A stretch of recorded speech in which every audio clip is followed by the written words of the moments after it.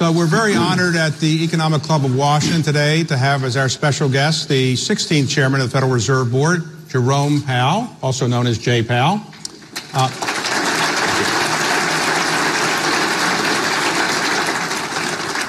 Jay, you were nominated to be chairman of the Fed by President Trump. You had previously served as a member of the Fed, as your predecessors had as well. Ben Bernanke and Janet Yellen both served as members of the Fed before they became chairs. Now that you've been a member and you've been chair, is being chair all that it's cracked up to be? First, thank you, David. Thanks. It's great to be here today. So I was a governor for 6 years, and I think I had every job on the Board of Governors that there is to have other than chair. And it's a very different job, whereas I was focusing on a million different things. Now I'm really focused on the economy, public communication, monetary policy, and the institution. And so it's quite a different thing. And yes, it's a great job, and it's a great honor to come to work every day. You enjoy the job, but you don't wish you were just a member of it. No, I do enjoy the job. I really do. I'm very grateful for the opportunity. It's a great honor, and I enjoy it. You find that as a chairman, your jokes are laughed at more quickly than a regular member, or you get any putts in golf that you didn't get before? Well, I guess we'll find out about the jokes. I don't play much golf anymore, but no, I think my jokes have always been well received, frankly. Okay. So last week, you had a very interesting interview at the American Economics Association with your two predecessors. And at that interview, you seemed to say that the Fed's position going forward is that you're reasonably comfortable where you are with the Fed funds rate. Is that the proper interpretation, or should people be reading more into what you said last week? So maybe I'll provide a little bit of context there. So 2018 was a very good year for the U.S. economy. It's the strongest growth we've had in more than a decade. By so many measures, the labor market is very strong, historically low unemployment, the lowest in 50 years, wages going up, labor force participation going up, which is very important for us, and inflation staying right near our target. And we see continued momentum from the data right through the beginning of this year. We also see, the financial markets expressing a view of concern about downside risks, really associated with global growth and with trade. So how do we put those two different signals together? And I think we're actually in a good place. I think where that leaves us, particularly with inflation low and under control, is we have the ability to be patient and watch patiently and carefully as we see the economy evolve and figure out which of these two narratives is going to be the story of 2019. Okay, but at the end of last year, in December, people thought that perhaps 2 Fed fund rates increases in 2019 were part of your plan. Is it fair to say that that is not part of your plan right now, today? I think the better way to think about it is that there is no such plan. We don't actually vote on a path or a plan for interest rates. We have each individual participant on the FOMC submits his or her individual projections 4 times a year, and we did that in December, and 2 rate increases was the median. And it was conditional on a very strong outlook for 2019, an outlook which may still happen. But the good thing is we're in a place where we can be patient and flexible and wait and see what does evolve. And I think for the meantime, we're waiting and watching. All right, so I shouldn't anticipate at your next FOMC meeting a big increase in interest rates. You should anticipate that we're going to be patient and watching. Okay, all right, well. And waiting and seeing. I have no doubt. Okay, so, by the way, FOMC, what does that stand for? Federal Open Market Committee. And who's on that? So that consists of all of the members of the Board of Governors, which there can be 7, but there are currently 5. Those are nominated by the President, confirmed by the Senate, and all 12 of the Reserve Bank presidents around the country, who are actually chosen by their boards of directors, subject to the approval of the board. Have you thought of a better acronym? Because FOMC is hard to say. Can you get some other acronym for that? Or? We may have to hire a branding consultant and get some better thinking on that. But for us, it's a very basic acronym. All right. Yesterday, the Fed released the minutes of your last FOMC meeting. Mm-hmm. Now, you release your minutes not the day after the meeting. Why don't you release your minutes the day after a meeting? We release a statement which summarizes the decision, and the language is very carefully structured to express the rationale for the decision.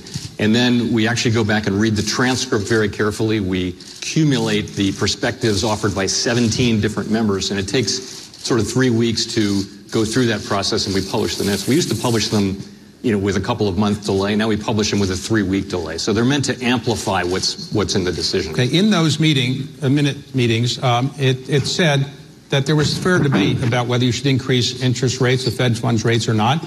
But the opinion was unanimous. So was it fair to say that it was the united view of the FOMC that you should increase interest rates when it turns out that the debate was more divided than maybe the vote was? So I would say one of the great things about our system is that we really have institutionalized diversity of perspectives. 12 different Reserve Bank presidents, each of whom has his or her own economic staff.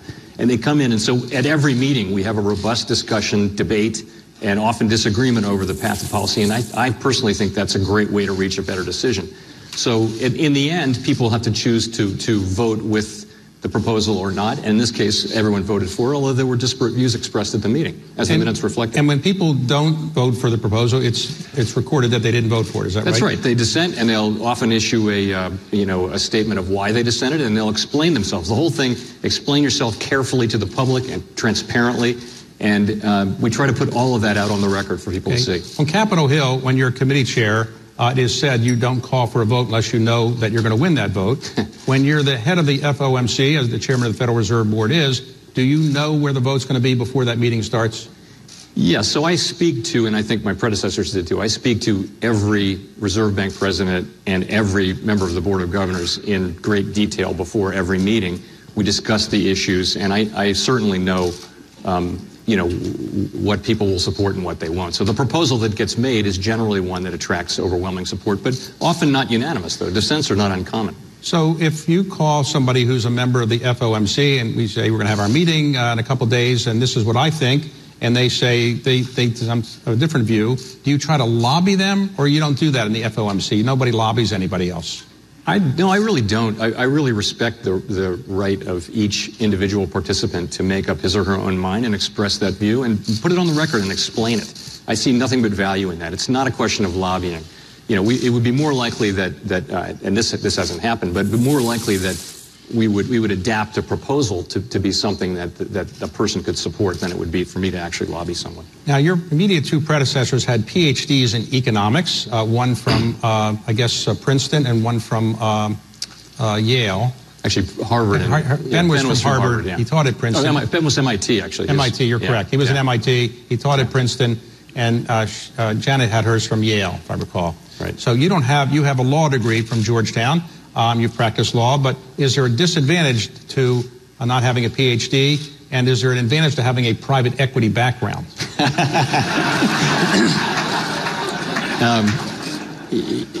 I wouldn't say there's a disadvantage to not having a PhD. I've been at the board 7 years. I've had a lot of time to learn the monetary economics. You really have to do that if you're going to serve at the board and you're not a PhD economist. You've very much got to invest in learning it, and of course I've done that. But part of my career is doing different things and learning different things. I have an interesting story for you, as a matter of fact. Okay. I know a guy who founded a private equity firm with no business degree, no experience, and made a success of it. So it can be done.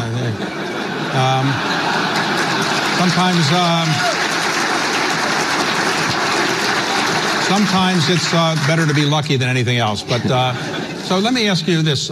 Recently, the President of the United States, who appointed you, has been less than favorable in about some of your decisions. Does that bother you in any way? No. So we're very, very focused on our job. Congress has given us a very specific job. It's an important job. We're here to serve the American people, all of the American people, and try to use our tools to achieve maximum employment and stable price stability. So that's what we're focused on. We don't get distracted by other things. We do not take political factors into consideration, either in our discussions or in our decisions at all. And that's just who we are. The president's head of the National Economic Council, Larry Kudlow, has suggested that maybe the president will have a meeting with you. Have you received that invitation yet? No invitation. I will say Fed chairs do meet with presidents. I'm not aware of any Fed chair in my lifetime that hasn't met with the president. These meetings tend to be rare. I think there's only been one or two during my time here. And I'm not aware of any Fed chair turning down an invitation from the White House, nor do I think that would be appropriate. But I really don't have any news for you on that. All right, so if you had an invitation, you'd be happy to accept it, right? I'm not aware of anyone not accepting it. Okay. So let's talk for a moment about the economy. The Fed, in its FOMC minutes, pointed out that there's a disparity a little bit. The financial markets seem to be a little bit uncertain from time to time, but the core economy seems to be doing quite nicely. Now, how do you just explain why the financial markets seem to be nervous and the core economy seems to be growing at a pretty good rate? So the financial markets, really beginning in the fourth quarter, got more volatile and seemed to be pricing in a more pessimistic outlook, which, as I mentioned, seems to be rooted in concerns about slowing growth and a related concern of the ongoing trade negotiations. So, if you look at the incoming data right through the end of the year and into the beginning of this year, you don't really see any evidence of a slowdown. And so we're in a situation where we have factors pointing in different directions. And by the way, this is not uncommon. This is actually something that happens not infrequently. And when we have that, what we do is we apply sort of risk management principles. In other words, we're not just concerned about the baseline case. We're thinking about what are the risks, and we're using our tools to address those risks. So in that case, what does it mean?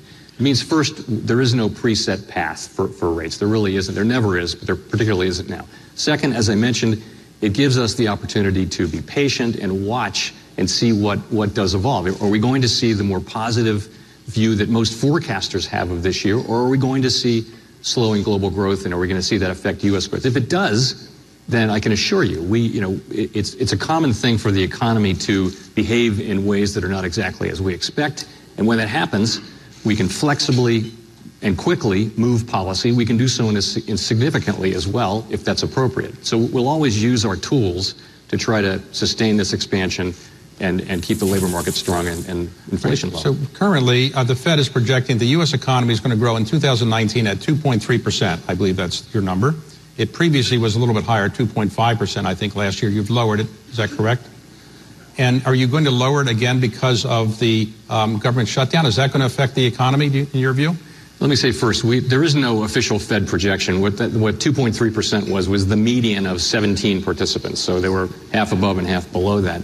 We'll during the year, not infrequently, in fact, typically when we submit new projections every quarter, the projections will change. I mean, it's very difficult to forecast the economy to that level of precision. And, so we'll take into account tightening financial conditions, which we've seen, and we'll also, lower our rate path and try to have monetary policy offset weakness before it even happens. The shutdown, what's the impact on the economy in your view? In the short term, if government shutdowns don't last very long, they have typically not left much of a mark on the economy, which isn't to say that there's plenty of personal hardship that people undergo, but at the aggregate level, the economy generally does not reflect much damage from a shutdown. A longer shutdown is something we haven't had. If we have an extended shutdown, then I do think that would show up in the data pretty clearly.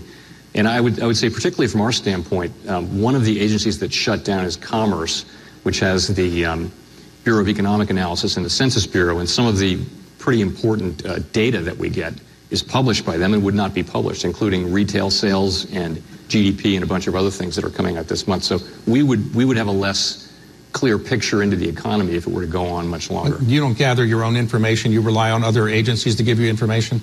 In most cases, we're getting information from the Bureau of Labor Standards and BEA. We do have a handful of data series that we collect ourselves. Okay, and so today, let's talk about the economy going forward. We're close to the longest period of expansion since World War II, and we could break that record. Do you see anything on the horizon that would make it likely that we would go into a recession in 2019? I don't see anything that suggests that the possibility of a recession in the near term is at all elevated. Recessions are most often caused by two things. One is inflation that is high enough that the Fed has to hit the brakes. We don't see that. More common recently in the last several cycles, it's really been a matter of mounting financial imbalances, by which I mean asset bubbles, the housing bubble, the dot-com bubble, or just excessive leverage, as you saw in the subprime mortgage area, where those things happen. We don't see that either. So we don't see the two most basic recent causes of recessions. We don't see those risks So I would say the possibility is not elevated at the moment. So you don't see any worry, you're not worried in 2019 about anything close to a recession? I don't see a recession. I would say that if you ask me what am I worried about, I would say the U.S. economy is solid. As I mentioned, there's good momentum going into this year. The principal worry I would have is really global growth. If you look at Asia, look at Europe, you're seeing slowing in growth. And the question will be, how much does that affect us? It's a tightly integrated global economy and global financial markets, and we will feel that. Now, talk about inflation for a moment. One of the Fed's main jobs is to worry about inflation. What do you think the inflation rate is likely to be for 2019? I think it's going to be right around 2%. I think sort of a capital asset that we inherited from Chairman Volcker and Greenspan is strongly anchored inflation expectations. So what that means is that when the economy is really weak, inflation doesn't go down very much, and when the economy is really strong, it doesn't go up very much. So inflation tends to be rooted pretty close to 2%. Historically, it used to be thought that when oil prices were high, very high, that was not good for our country's inflation rate, not good for our economy. Now that we're the biggest producer of oil in the world, is it good when the OPEC prices go down, or is it better when oil prices are like $70 a barrel because we produce so much of it? And so as you point out, it's a much closer call than it used to be. We have a very large domestic oil industry, but still on balance, we think there's still a modest benefit overall in the aggregate for lower oil prices. But not if you work in the oil industry or you live in an area that is heavily leveraged to the oil industry. But lower than 50 or lower than 60, or would there any price you think is an equilibrium for oil prices in our economy? It's hard to say. I mean, the question would be what is the break even for these shale producers, and there are different views on that. And let's talk about the Chinese economy for a moment. Are you worried about the slowing growth rate in the Chinese economy and its impact on our economy? It is a concern, something we're watching. You know, the Chinese economy has slowed down, and it's showing up a lot in consumer spending. So weak retail spending. Everyone will have seen the Apple news last week, I suspect, of weak sales of their phones in China. So we're seeing that. We also saw 2 weak manufacturing and services surveys, PMIs they're called, early last week. So you're seeing some weakness there. The thing you're also seeing, though, is the Chinese authorities are doing repeated rounds of things to support the economy, as they can do, just over and over again, different things. And so I still think the most likely baseline case for China is going to be another year of solid growth. I don't see, there's no reason to think it'll be something worse than that. Do you think the tariffs that we've imposed on Chinese imports is a good thing for our economy, a harmful thing for the Chinese economy? And how much longer do you think this could go on before it's going to really hurt our economy? So I don't think that the tariffs on either side have had much of a visible mark on either the Chinese economy or the United States economy. So in other words, Chinese exports and imports don't show any mark from that. And we have a $20+ trillion economy. The amount of tariffs so far just doesn't show much of a mark. So, and again, we don't do trade policy. We don't give the administration advice on that. I would never comment on the administration's trade policy. I will say this, though. If this leads us to if this process leads us to a fairer, more open, lower tariff environment for trade, that'll be good for the global economy, be good for our economy. If instead it leads to a more protectionist environment where tariffs are higher and they're mutual and they're long-lasting, then that'll lead to a less productive economy here in the United States and around the world. Now, what about Brexit? Do you think that Brexit, if it occurs or however it occurs, is going to hurt the European economy and the British economy and therefore hurt our economy? What is your view on that? With Brexit, our main point of contact has been with the U.S. financial institutions that have operations in the UK and also in the continent. And we've now had, quite a long time to get ready for that. So, and also these institutions have had supervision from U.S. authorities, UK authorities, and EU authorities. So they're prepared for the full range of possible outcomes. That's the main thing that we've been working on. I think it's very possible. There's no precedent for this event, so anyone should have humility trying to predict what the consequences would be. But I would say that the base case is that there will be, some effect on both the UK economy and the EU economy, but it doesn't need to be very significant unless there are real financial disruptions, and we don't expect that. Now, in our economy, we're running an annual deficit of about $1 trillion or more, with $21 or $22 trillion of total indebtedness, internal and external. Are you worried at the Fed about the enormous amount of debt the federal government has? I'm very worried about it. But from the Fed standpoint, we're really looking at a business cycle kind of length. That's our frame of reference. And the long-run fiscal non-sustainability of the U.S. federal government isn't really something that plays into the next, the sort of medium term that is relevant for our policy decisions. It's a long-run issue that we definitely need to face, and ultimately will have no choice but to face. Now, as a result of quantitative easing, the Fed bought a lot of securities, and now you're letting them roll off. Is that the correct policy? As opposed to selling them, you're just letting them expire. Is that the correct policy in your view?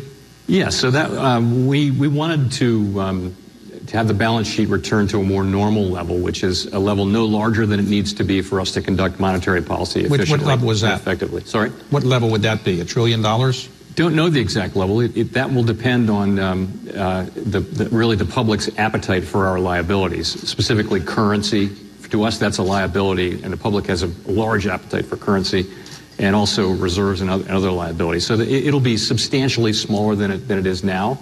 But what is it now? What is the balance sheet now? It's a little under $4 trillion. It was $1 trillion before the crisis. It will be smaller than it is now, but nowhere near what it was before. And the reason is currency was well less than $1 trillion before quantitative easing started, and now is moving up toward $2 trillion. As you look back on the Great Recession and what the Fed did with its various policies, with TARP and other things, would you say there's anything that you've learned at the Fed that if you had a similar problem in the future, you would do something differently? I would say, and I raised concerns in my early years at the Fed about quantitative easing and how effective it would be. I would say if you look fairly back at the record and don't expect perfection, that the Fed did a very good job, particularly at the height of the crisis.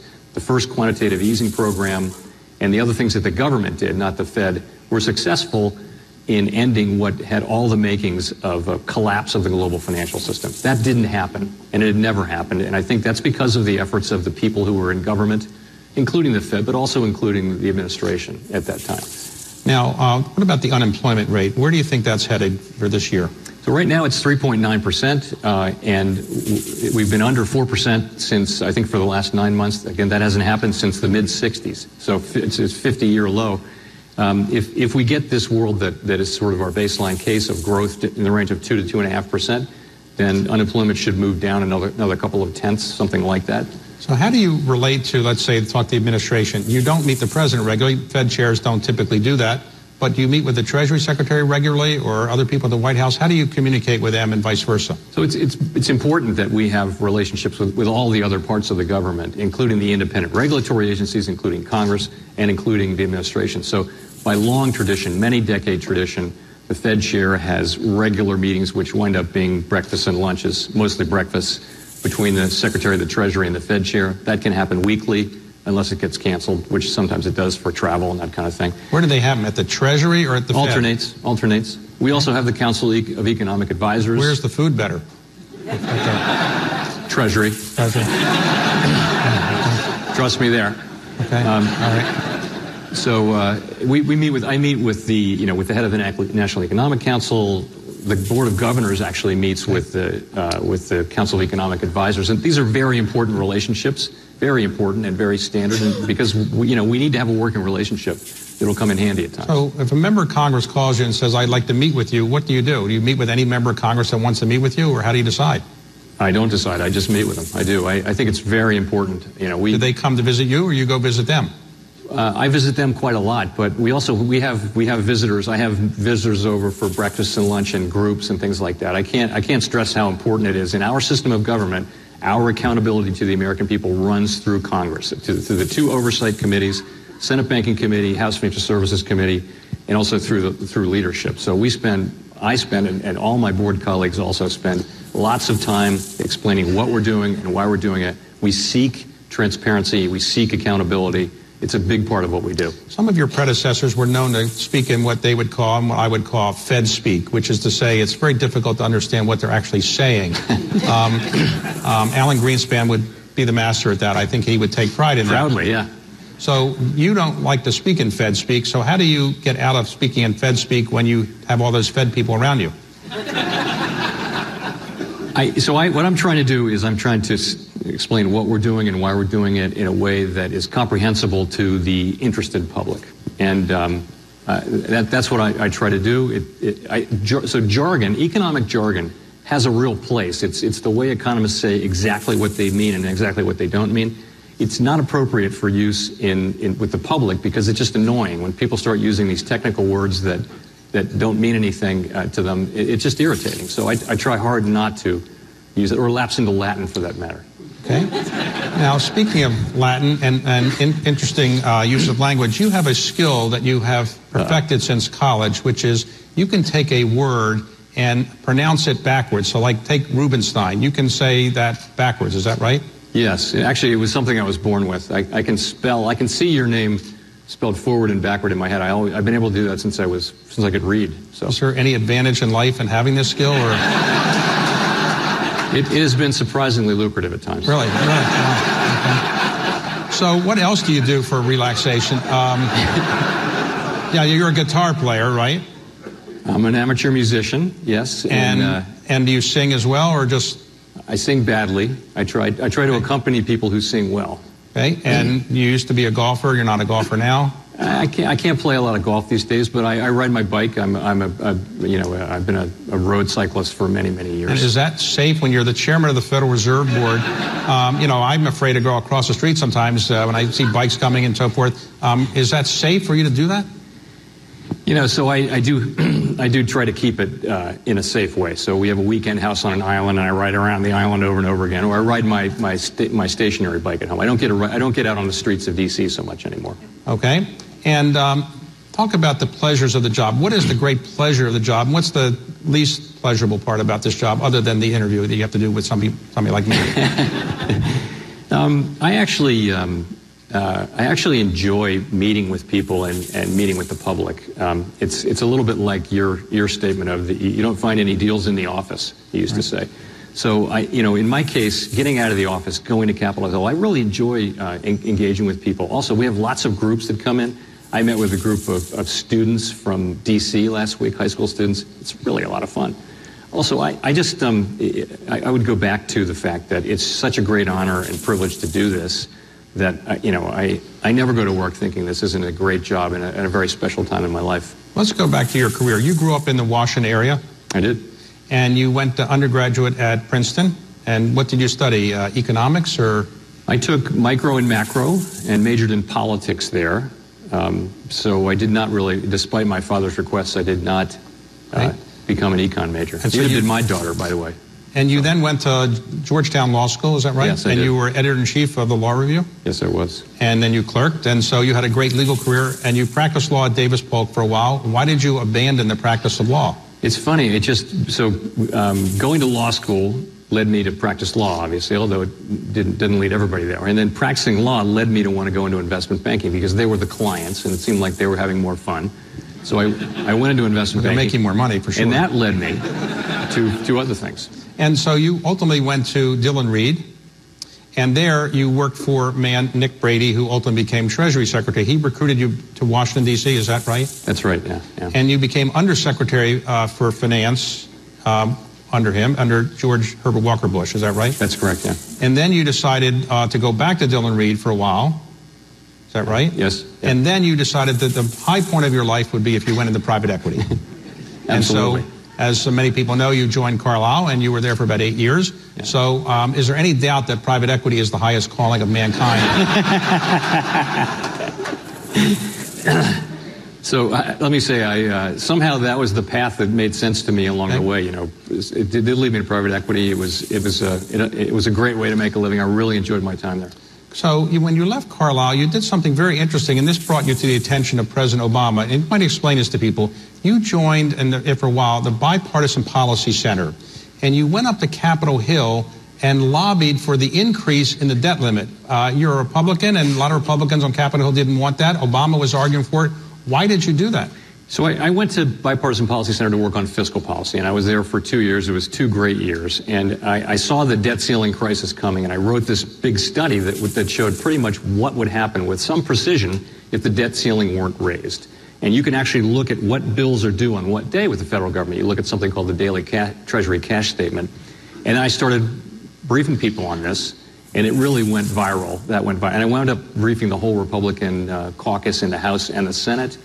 and playing a real role in that. And I think the Obama administration, so I think Boehner, Speaker Boehner and Cantor, Eric Cantor, thought that I had played a real role in turning around the House caucus on that, told that to the president, and the next thing I know, I'm getting a call from Tim Geithner wondering whether I would come over to talk about being on the Federal Reserve Board. And you said, I don't want to do that, or you said maybe, or what was your initial reaction? I said I'd love to be considered for that. Okay, so you were paired with a Democrat, so therefore a Democrat and Republican were put up.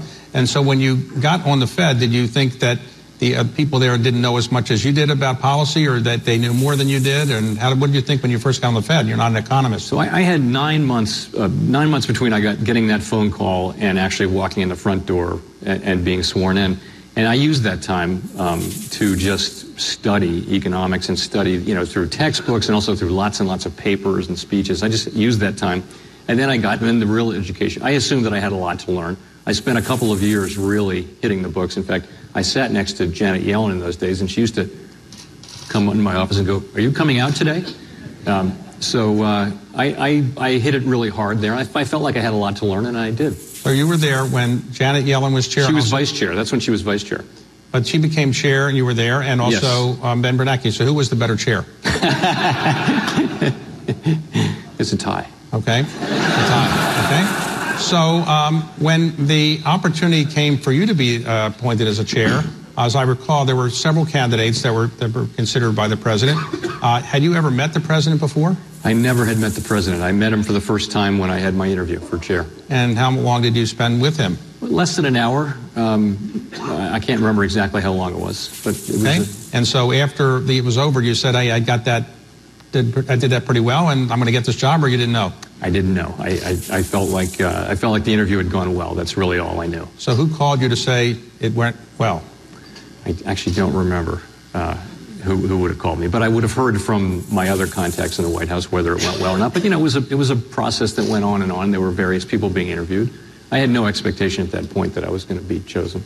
Okay. So today, as the Fed works generally, if you could revise the Federal Reserve Act, what would you change? It was drafted, 105 years ago.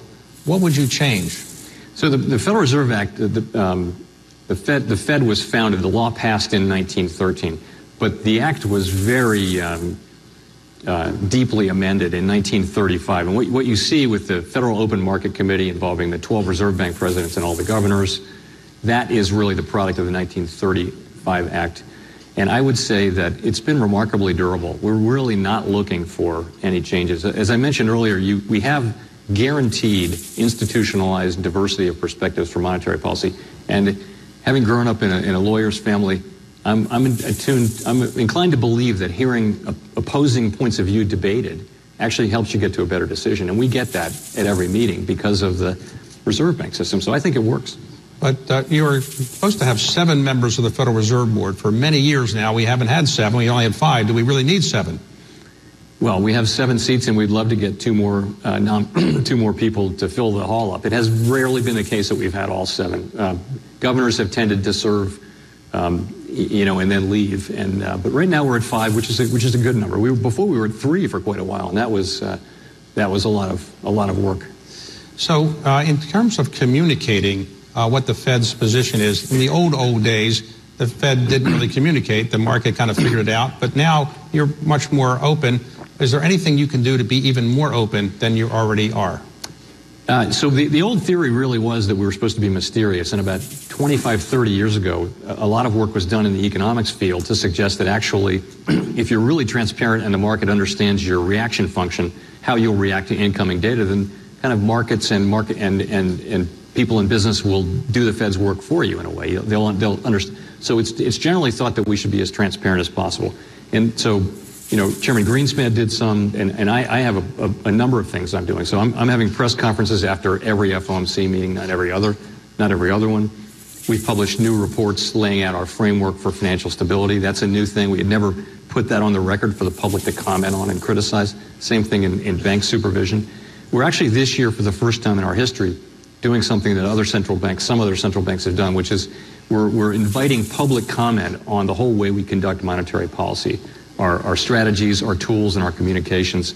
We're engaging, the reserve banks are engaging, and all of us are engaging with the public. We're going to have a conference around this in this June. So, and also just the whole effort to do more on Capitol Hill and the effort to speak more plainly. I would put those on that list too. Okay. So today, is the Fed shut down because of the government shutdown, or you have your own money?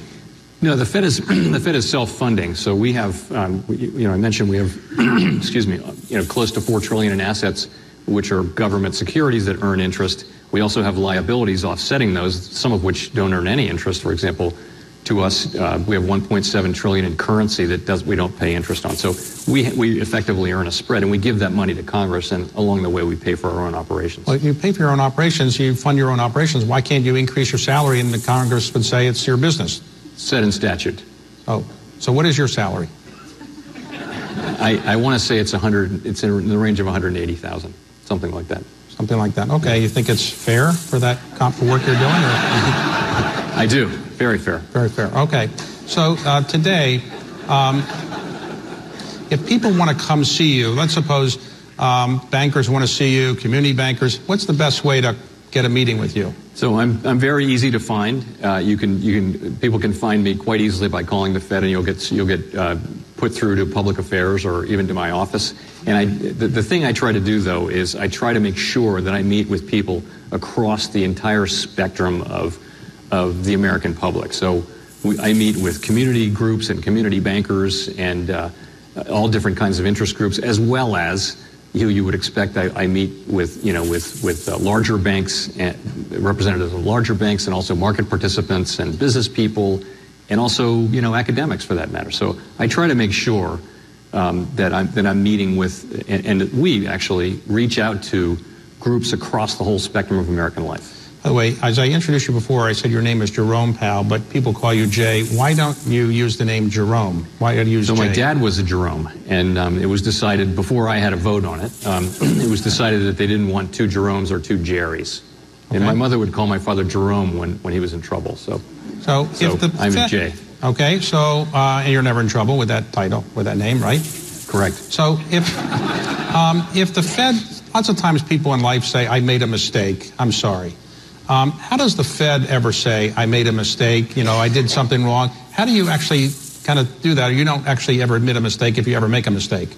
Monetary policy is forward-looking, so what we do is we try to change course. I mean, history, you got to judge a decision by what you know at the time. And so quite often, events after a decision will decide whether it looks like a good decision or not. But realistically, you're making that decision in forward motion based on what you know at the time. And then you're focusing on the next decision, and you're focusing on, as I mentioned, we're very flexible in adapting our policy if the economy moves, as it often does, in ways that we don't expect. So that's how we really think about it. I mean, I think we'll look back, and Ben Bernanke looked back in the pre-crisis era and pointed out that all bank regulators and supervisors, including the Fed, were a little too complacent about the robustness of our regulatory system. So that's confession of error. Now, under the Dodd-Frank legislation, you have a vice chair for regulatory, right, Randy Quarles. And how does that operate? He operates completely separately from what you're doing in some ways? No, he has his statutory responsibilities as distinct from what he actually does every day. But his statutory responsibility is to recommend policies to the full board. But he actually has oversight over the whole supervisory apparatus, which is many thousands of people out through the reserve banks, and also takes the lead he testifies by statute a couple of times a year on Capitol Hill, and takes the lead in negotiating. Lots of the rules that we do for banks are multi-agency rules, so there's a negotiation between us, FDIC and OCC. He does all of that. It's a very big job. Okay, and so today, when you testify, and members ask you questions that you think are not so great, maybe like some of the ones I'm asking you, how do you politely tell them that the question wasn't so good, but you'll give them a good answer? I haven't been asked a question that wasn't good yet, but if I did, I think you try to engage with the sense of what people ask. You try to be as responsive as you can. Some people in Congress have been pushing for a long time the audit of the Federal Reserve. Do you have a view on whether that's a good idea or not? You know, the thing is, the Fed is audited, and, you know, we have a Big Four accounting firm that audits us. Our business model is actually very, very simple. It's simpler than a community bank. As I mentioned, we have assets that are government securities, and we have liabilities that are, you know, things like currency. So it's a pretty simple business model, and we are audited from a financial perspective. What the term audit means in this context is a review of policy. And there's one area at the Fed that Congress has exempted from that audit, and that would be by the General Accountability Office, and that is monetary policy. Everything else at the Fed can be audited at any time. But what that really means is reviewing policy as to whether it was correct and whether it was well handled. And I think, you know, if central banks and governments around the world have decided to separate monetary policy from that sort of review by outside parties. So, and I think that's a wise decision and one that we have made. Now, people would like to know what the FOMC is going to do before you publicly announce it. So how can you be sure that somebody isn't bugging the meeting room or hacking into your computer system? What kind of assurance can you give people that you are as tight as possible in terms of maintaining the secrecy of what you're doing before it's public? You know, I'm sure many of you face similar cyber issues. So, you know, we know that we're a high-profile target for cyber attacks and that sort of thing. And, you know, we put an awful lot of resources into defending against that kind of thing. And, of course, we sweep the building all the time before the FOMC meeting for listening devices and that kind of thing. But it never feels like you're doing enough. You know, it always feels like there's no such thing as perfection. But, you know, we put a great deal of resources into that. And I think we have excellent people working on it, and very committed people. And, you know, there's also a lot of other expertise around the government in some agencies, and we tap into that as well. So if you don't use certain code words or something, you might tell us what they are. There's no special code words that keep things secret? I'm not at liberty to. No, there are not. There are not. We rely on having secure communications and that kind of thing. So when you're appointed to the member of the Fed, typically a Fed appointment is a 14-year appointment. Is that? Yes, although the terms are running in statute, so more likely you'll be dropped into a term that's already running. So your term doesn't start the day. So when I started, my term had 2 years left. Then I was renominated and reconfirmed into a full 14-year term. Okay, and the chairmanship is a 4-year term. That's right. That's correct. Yeah. So you can technically be on the board even if you're not chair, but that's never happened really. It hasn't happened in the modern era. It did happen. It happened in the past that someone who was no longer the chair remained on the board. Now, the most famous quote that I'm aware of by a Fed chair was by William McChesney Martin, who was Fed chair under President Johnson, among other things. And he used to say, the job of the Fed is to do what? Well, to take away the punch bowl just when before the party gets good or just when the party's getting good. Yeah. So do you guys try to take away the punch bowl, or that's not what you're trying to do? We have the punch bowl locked up right now. No, seriously, there was a time when inflation was not under control, and inflation reacted very strongly to the level of slack in the economy. So when the economy got tight, inflation would go up and it would stay up.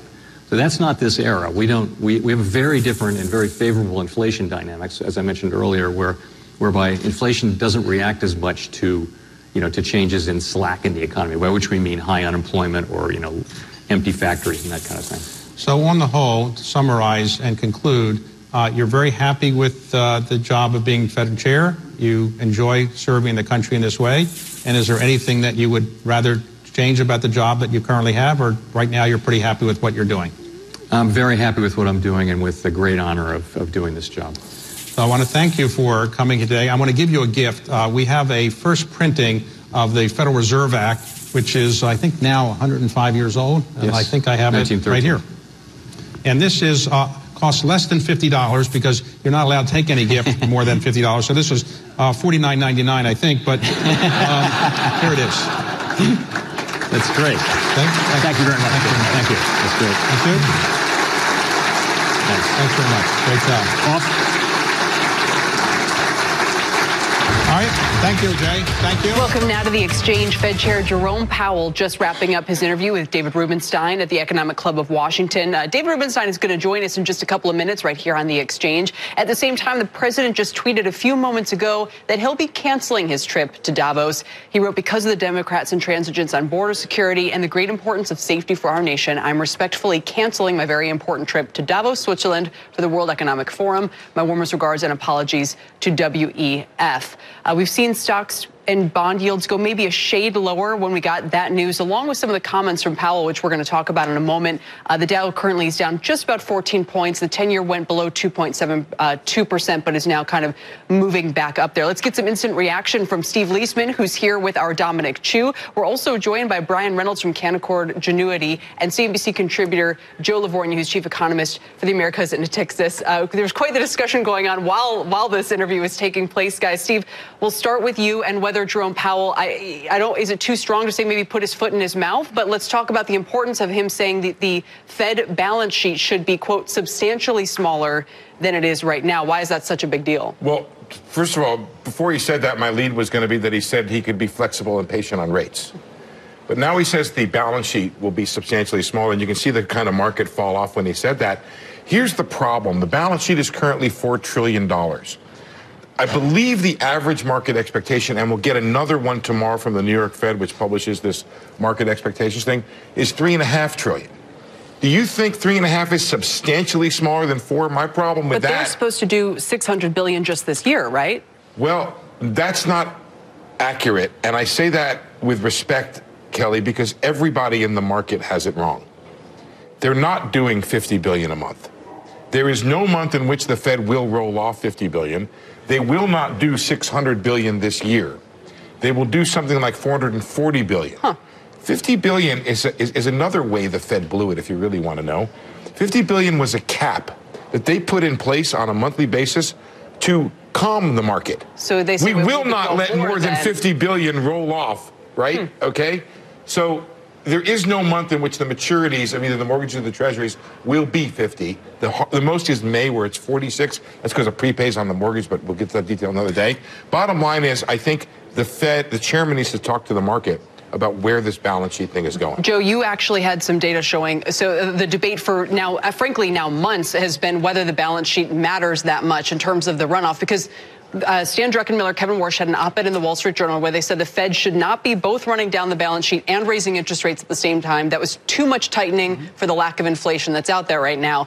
Then we've been debating, does the balance sheet runoff even matter? And this is one thing that Powell has kind of been trying to say, no, it doesn't. But you think, and a lot of people in the market think, yes, it does, which is why his comments about it being substantially smaller today matter, right? Right. Look, it very well probably will be 400, as Steve said, and not the 600 for the reasons that Steve alluded to, which are correct. But whether it's 400 or 600, the point is the balance sheet's tightening. The market perceives that. It could be just all psychological, but the market perceives that the flow matters. And this is what's important, Kelly. That flow, that runoff is occurring with massive treasury supply coming. So it's not just the balance sheet because of the deficit. And that's what worries investors. I thought Powell did a great job. But I've been very critical of the Fed. This, wouldn't rates be higher? Because they'd go, oh, there's a bunch of supply coming, but that's not happening. But rates are set globally, and bond yields are back to around 20 basis points. So U.S. yields might be lower if not for all this supply. Brian, how do you interpret all this? The big picture is the Fed thinks they can tighten. The financing market, the Eurodollar futures market, is telling the Fed to cut.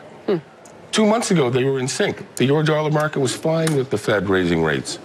All of a sudden, they got a whiff of slower global economic growth, a drop in oil prices, and they started pricing in 100 basis points worth of cuts. Do you blame the Fed for not, quote unquote, listening to that? Because they might say, look at even jobless claims this morning. They were very low. The U.S. economy appears to be pretty strong. Do they really have to worry about a drop off in Chinese demand or that fall in oil prices? In this type of scenario, usually the market, the financing market, gets it first. And then the Fed comes around. That happened in 1995. That happened in 1998. They were in tightening mode. The market said ease. Eventually, they came around. It happened in 2008, too. Yep. 2008, people have been talking about 2016. So, Don, we talked about it a moment ago. Stocks reacted a little bit, but right now we're still hovering around the break even. Sometimes, though, on after pronouncements like this, it takes a couple of weeks for the market to catch up with the reality of what just sank in. So is there an opportunity right now for the rest of the day? We've already heard from Barkin today. Sure. Just heard from Powell. We already heard from Bullard. We're going to hear from Evans, Kashkari, Clarida. There's a ton of Fed speak coming. Is there an opportunity for officials, if they want to massage the substantially smaller comments that they've just heard, to do that before it really gets out there? Well, that's been the mold, right, Steve? I mean, it's happened where the comments have come out from the Fed or Federal Reserve Chair Jay Powell, and then I wouldn't say a slew. That's probably not the right way to put it. But a number of Fed speakers, regional bank Fed presidents, governors have come out and made some of their own comments that have been put into the blender, if you will, to digest for the markets. If you look at the way that we're talking about the market setting up for this, what I think is curious is something that Joe just mentioned about this idea of supply coming to market. I mean, Rick Santelli yesterday told us about a pretty strong 10-year note auction, a reopening. B+, We've also got a pretty decent 30-year long bond auction today. So there is a market sense, at least for the time being, that there's appetite to buy government debt at lower interest rates and, in essence, help finance the $1.5 trillion deficit that we're talking about at much lower rates than they were just 4 or 5 months ago. Right. From that point of view, they can absorb the Fed shrinking its balance sheet, but they're ironically bond yields are low because they're worried that doing that is going to slow the economy. Yes, and inflation at the same time as well. So all of these things are points that are being reconciled in the market, which is probably the reason why you're not seeing a massive drop-off. Because when I heard what you and Steve heard and Joe and everybody else heard, this idea that the balance sheet should be substantially smaller, I thought the markets were going to really take a leg lower. The Dow dropped to around 50 points or 60 points to the downside. This is showing you right now that the markets are kind of digesting or handicapping in real time what's happening. And we're not having some headline knee-jerk reaction the way that we would have, say, 3 or 4 or 5 months ago. Well, let's bring in Bob Pisani with more on that. He's been watching the activity there on the floor. Bob, what jumps out to you so far? Well, first off, Mr. Powell started out fine by repeating the Fed's got the ability to be patient on rates. It's amazing how much traction you get by simply repeating yourself. We moved up 5 or 6 points. We did start to come off a little bit when he talked about the balance sheet being smaller, but a couple of other things happened at the same time. I think we should note we had a 30-year auction. I talked to Rick Santelli about it, and he said it was a little squishy. He gave it a C. We saw 30-year yields move up a couple basis points on that. We saw the 10-year yields move up a couple basis points on that. This happened at the exact time the market was moving down. Then President Trump came out and said that he was not going to go to Davos. Now, to the extent that there were people out there who thought that perhaps the president would meet with Chinese officials on trade over there was some vague hopes about that. That might also have been a mild negative. So my point here is I agree we came off the highs when Powell was on, but there's a little bit of a stew of things that happened at the same time, and I think we just sort of need to look at each one of them individually. And we'll check back in with you shortly. Bob, thank you. Let's get out to Rick now, who has more on that 30-year auction and what's happening with rates this afternoon, Rick. Yeah, you know, the 30-year auction wasn't terrific. Basically average, maybe even a little below. I didn't like the indirects being so spongy. The directs were strong. And that way, it was similar to the 10-year, just the scaling. The soft indirects on yesterday's 10-year weren't as soft, and the directs were every bit as strong. Having said that, the package is done. You know, when auctions are done, when the last auction, the last $78 billion in supplies in the hands of investors, sometimes you get a little move. And to see it sell off a bit, pushing yields up, isn't out of the ordinary. But Bob is right. I tried to do forensics with every statement, every theme that Jay Powell was discussing with Mr. Rubenstein, and look at the markets, what moved, short end, middle of the curve, long end, equities, the dollar index. And there was a lot of noise, whether it was Davos, the auction. I think at the end of the day, what I walk away with is that Chairman Powell needs to be really careful. When you say you want the balance sheet smaller, now you're trapped by words again. They get trapped by words. Transparency is a mousetrap. The more transparent you try to be when you don't really know the answer, the more trapped sometimes in words and strategy and policy you get. But they ought to know the answer. Rick, everyone here vehemently agrees with you about that. But my problem is they ought to know the answer. They don't know the answer. They don't. No, they ought to know they can't that the possibly. It's impossible. It's impossible. They don't know the answer. I think we're talking about the size of the balance sheet, right, Rick, that the Fed ought to or not know that. My point is that they're the policymakers. They're the ones driving the truck, right? They ought to have an idea in their mind. But the windshield's painted black. Just so we're all on the same page. Shouldn't they just say it depends? If the market dropped 1,000 points tomorrow and on Friday and 1,000 points on Monday, I guarantee you the balance sheet would be adjusted. Okay, so they don't know the answer. They're driving along, and they are driving in the dark, and they're trying to make sure they don't bump into curbs. I don't disagree, Rick. My point is that I feel like they ought to have a wait-and-see point in mind, right? Exactly. I like that. What we have is we have the New York Fed I guess it's every 6 weeks when the Fed meets. They do a survey of dealers and participants, and they ask them, how big is it going to be? And they come up with the numbers, 3.5. The Fed has never not endorsed, not dissuaded, whatever you want to do, whatever semantic dance. The New York Fed is asking the marketplace what it thinks the size of the Fed's own balance sheet is going to be. And the Fed never says, never endorses. So not only that, Rick, they may be driving a truck where the windshield's painted black.